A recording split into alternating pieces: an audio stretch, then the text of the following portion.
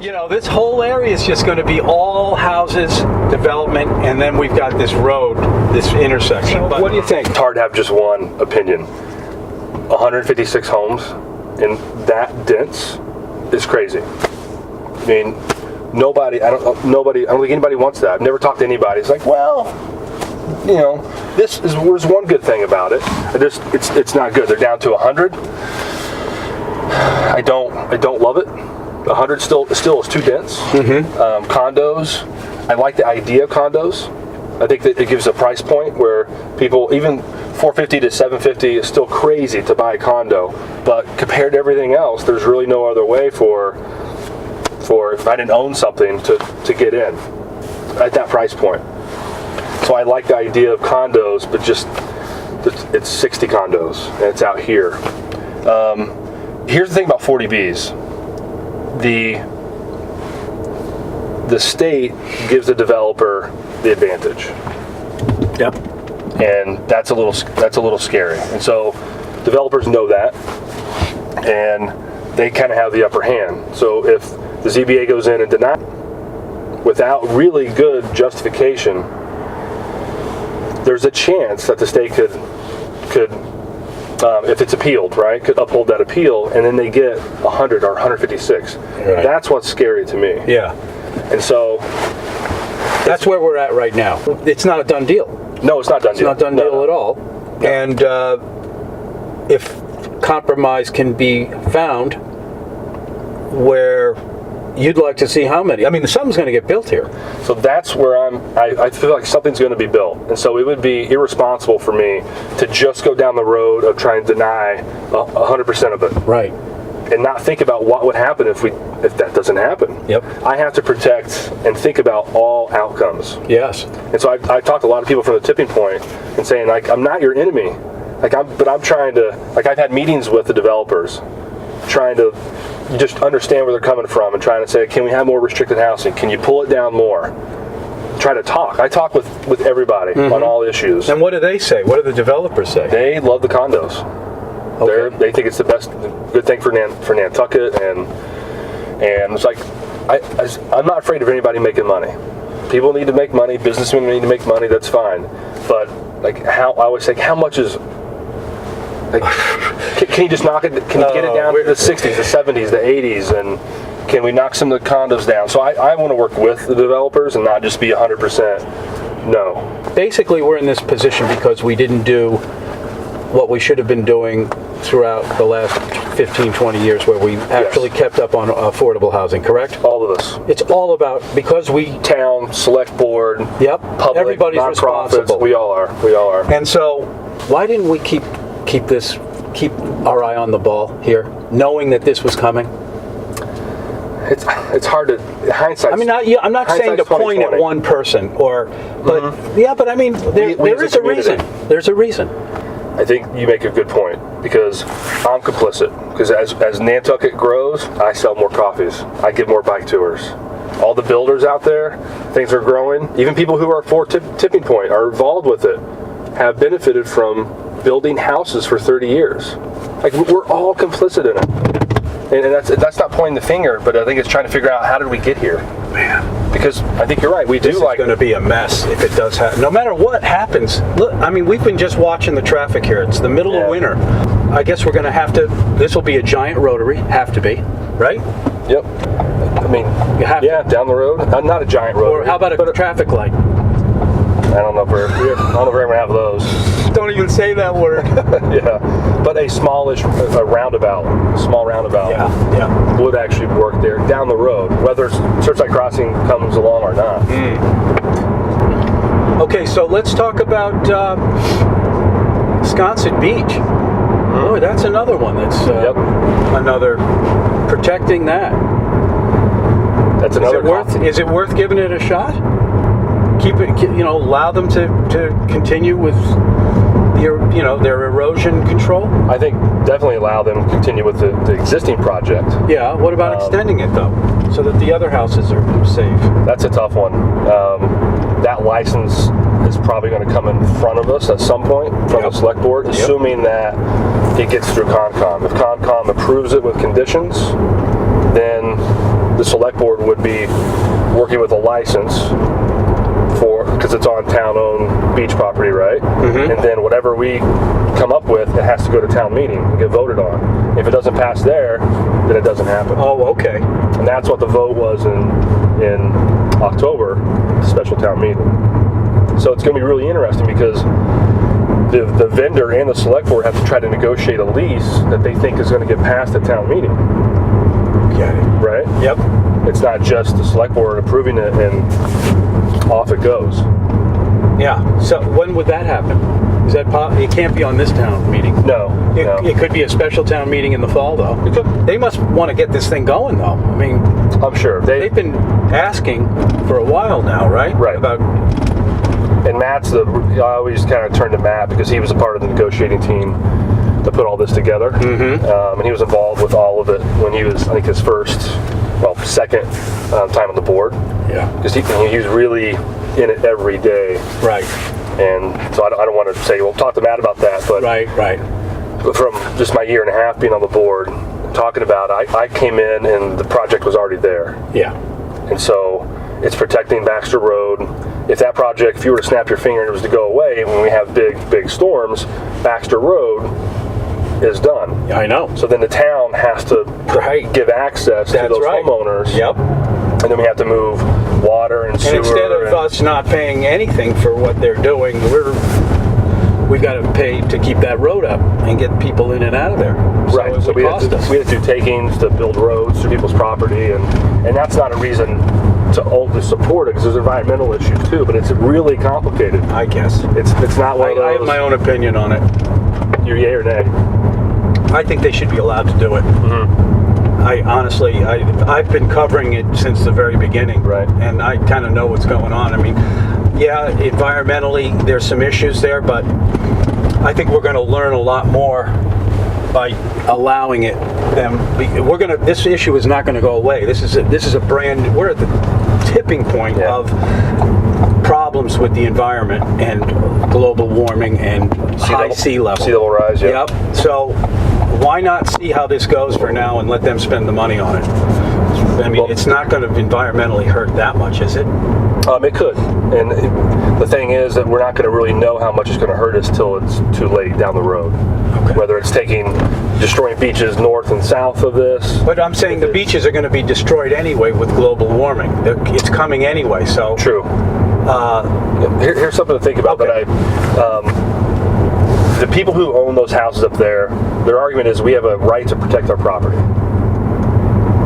And that's, it's debatable when you look at that, right? Because you and I don't know we're not riding around with any of those people who own those houses, right? So just as a community, as locals, we don't really know that.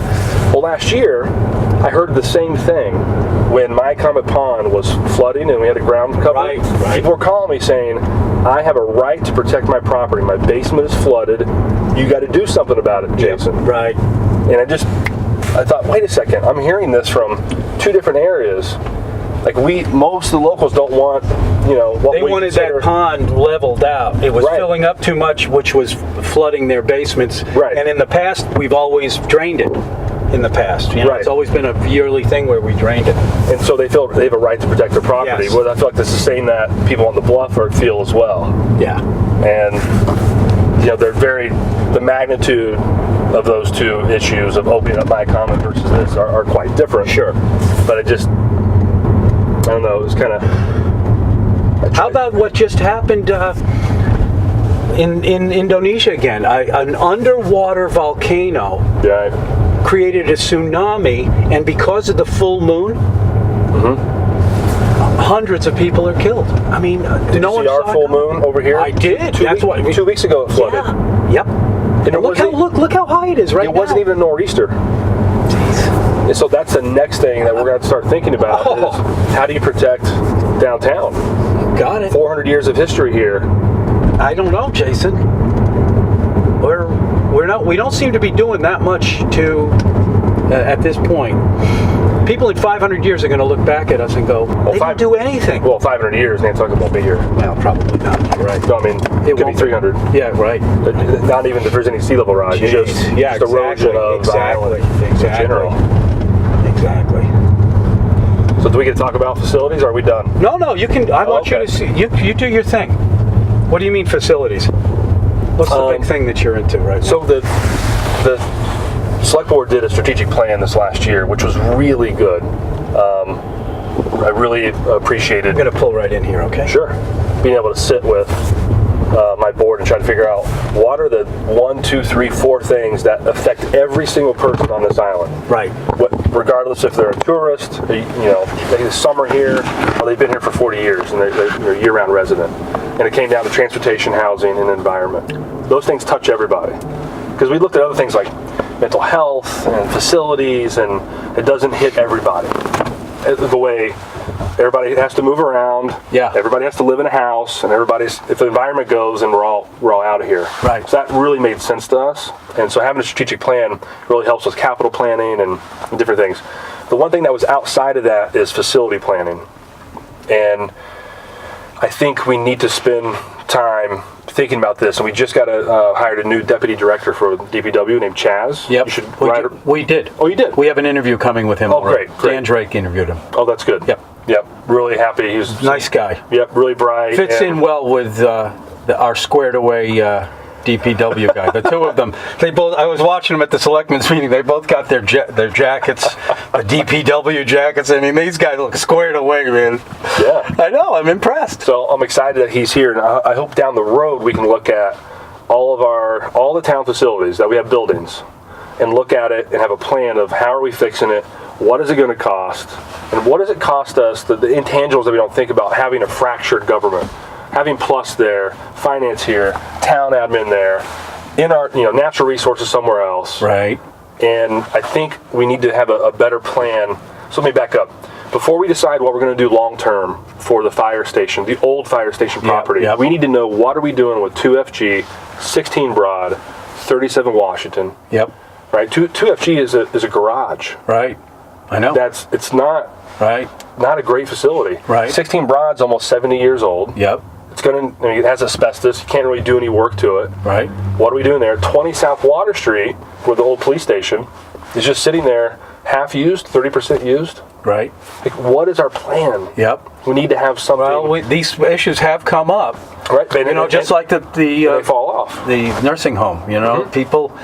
There's a group of people that wanted to stay for certain sentimental reasons, and people like the town building being downtown.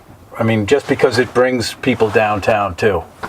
So I'm a downtown business owner. Yeah, right. And I'd be okay with town administration and HR leaving downtown. Okay. What would go in that space, though? It would stay as is. Just leave it as is. The courts need more room. How many people? Oh, I see. How many people have sat? Oh, okay. I mean, the majority of that building is not used by the town. Got it. 70% of it's used by state entities. I see. So the court, how many times do people are sitting in a chair in that hallway, the divorce hearing next to the person you're getting divorced with? Right. Or a domestic case. There's no room I see up what you there. mean. Yep, okay. So the court's been asking for more room. So here's my little quick vision. Okay. Take the R&V space goes to the court. So now a safe place, and there's offices for people to come in and do work with families, or the things that happen in courts. Sure. Right. It's not just bad people that are going in courts. Got it. Right. R&V goes downstairs. Town admin and HR and finance all go to two fairgrounds, and we build a real municipal building. Yep. Where everybody's there, and all customers can come in, and customers as in the stakeholders, and pay your taxes, pay your excise tax, get a permit, talk to someone from HGC. It's all in one building. Now, to do that, we'd have to change the bylaw so town offices can leave downtown. Yep. But people say, like, Jason, why are you taking all this money downtown? Well, the courts would stay there, R&V could stay there, the registry of deeds stay there. Right. You're taking 6 people out of 16 Broad Street. Exactly. 6 people. I got you. And not a lot of people come in that office. That's a good point. For permits. I worked in that office for 3 years. Right. You've got 5 people stuck in this little tiny office. And so I always feel, just in business, does my staff have the tools and the knowledge to do the job I'm asking them to do? And I think our staff and our departments do a really good job. I mean, look at our finance department. We have the top 3A Moody's rating. That's true. In the state. Only 15 communities. I got to take him for a drive around too. I warned you. You should, yeah. 350 communities. Only 15 have that. I know. So there's a lot of good things, but we're fractured. Finance and town admin should never be apart. And there's something about, there's always been that planning and town admin, like who's my boss and Right. they're not getting along. Put them in the same building could change that. I see. That's not a bad idea. And also, do we want to build a 70, 60-year building? Like, so at some point, we're going to have to rebuild 16 Broad. Yeah. Do we want to rebuild that for 50, 60 years from now with sea level rise? Once we know where everything's going to go in the next 10, 20 years, Yep. then we can make a decision on what the fire station should be. What about a parking lot? I know you and I have covered a lot of ground here. What about the parking lot? Do you think we should do a Here? Yeah. Yes, I think we should do something here. Mm-hmm. And the Harbor Place, the landowners have said, now they want a zoning change, right? Over here. Yes. They want to get, so the handlebar here is in CDT zoning. They're not yet, that area. They What want to does go that to mean, CDT? Commercial downtown district. Yep. So I don't have to have any parking waivers or anything. Okay. I don't know when CDT came in, maybe 5-10 years ago. Okay. They want to have a zoning change, so they would be allowed to build a little more, right? Right. On kind of where the parking lot is. Yes. Right? Yes. And so you have National Grid, you have Winthrop, and you have Carp, and they're talking to the town about this has been going on for a long time, right? Wilkes Square. Oh, sure. sorry, get your That's okay. mic there. And they originally said, we'll give you this piece of land, but you have to build a parking garage. And I thought, I don't know if I could sell that to the town. $30 million parking garage, again, we give you the zoning. Like, I just don't know if we could do that. So they came back and said, we'll give you this land, and you do whatever you want with it for parking. Do valet, do a transportation center, move the buses over there, like move things around. And so we're trying to figure out what does that look like. Who said that? They have a group, a consortium of some sort? Yeah, there's a group that's... So they're saying, what are they saying to the town? They want to build a Harbor Square. They want to put shops in. They want to do more retail. They want a zoning change so they can build more and build differently. And did they say they'd pay for the parking lot? No, I can't get into too much of the negotiations. Oh, okay, all right. But there's 3 landowners there. I see. There's lots of easements everywhere. They're trying to say, what does the town want to be involved in? Yeah. Now I want to make sure that we're involved in something because this is the last big piece Oh, yeah. of downtown. A lot of people would like to see it just an open space, you know that too. But that's not probably going to happen because unless we pay them off and buy it for ourselves. Well, they could just A&R the whole place, right? A&R? Approval not required. They could just sell the property as is. Yeah, National Grid could sell it all off, right. and we could go in and try to buy some. Right. But they could do what they want. Right? Yeah. Now they wouldn't be able to do as much without a zoning change. Right. But this is where I go in and I try to I gotcha. a plan is better than no plan. Got it. Let's try to figure out what we can do here. And we've had a negotiating team working with them, and they're making headway. But it's and I can't. You can't say too much right now. But those are some of the different options, and there's a lot more options out there. But I don't want to see this developed without the town involvement. Oh, of course. If we could have more circulation and it's already crazy when you try to pick up somebody from the High Line. Yeah, it's interesting. Is there a way to make that better? I mean, more retail, huh? Retail. Who would think? They would do probably. I don't really know exactly what the landowners would do. Yeah. But I would love to be able to have more room for... But I mean, retail is not growing. Retail is suffering. I mean, online is killing retail. Right. So, but at the same time, if there was more retail, maybe the prices on Main Street would come down to a reasonable level. So people, I mean, it's all going to work itself out, isn't it? Right. I mean, it is anyway.